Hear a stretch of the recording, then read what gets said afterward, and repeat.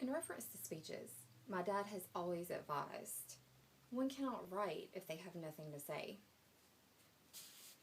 Not finding my testimony very interesting, I did have some trouble figuring out what I could tell you that would benefit you the most.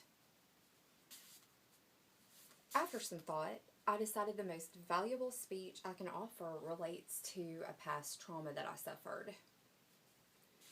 Today, I do not desire to focus on tragedy.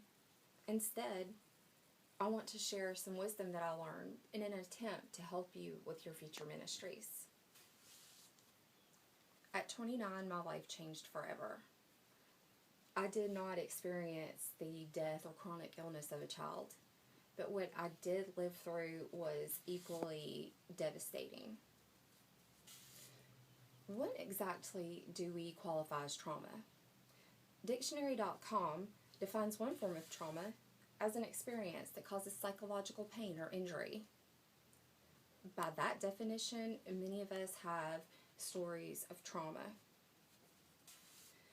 But more importantly than the traumas that we face, how do we bounce back? How do we maintain our shining outward expression of faith when we feel so bad? And moreover, how do we minister to those hurting? During the course of our ministerial work, we will undoubtedly encounter many hurting people. Some of these will suffer physical ailments, cancer, chronic illness, old age, addiction, abuse. Others will retain their physical health, but they bleed from the soul. Here lies the lingering question. How can we as ministers help with the aching hearts? By this point, you have probably developed some strategies of your own. However, I would like to lend you some of mine for your repertoire. First, I'll recommend deep prayer. Dallas Willard says that deep prayer is the first step in an open two-way communication between God and the believer.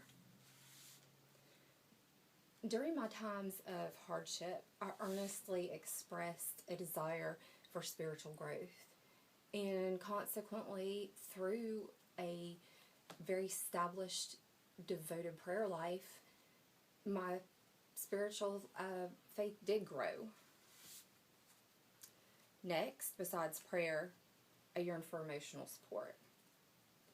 Along with teaching others and advising in prayer, your presence through tragedy will provide immense comfort. Many people only need to know they have a dependable friend to listen to them. And lastly, seek knowledge. Become familiar with your flock's hurts. Learn to live their pain with them. Research and read to increase your understanding. Search the Bible for examples of how others handled adversity. During the course of this study, you will gain empathy, awareness, and wisdom. Finally, I want to leave you with this. People hurt, and this is not avoidable. What we can do is show them God's love.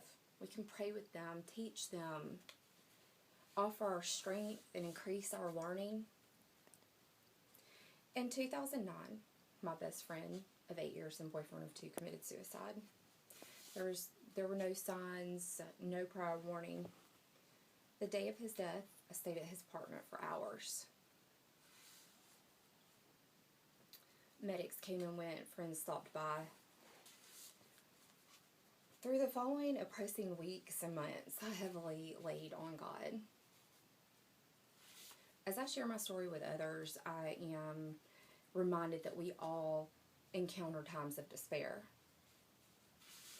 I want to encourage you to help yourself grow and help others grow. When life hands you large lemons, hand them over to an even larger God.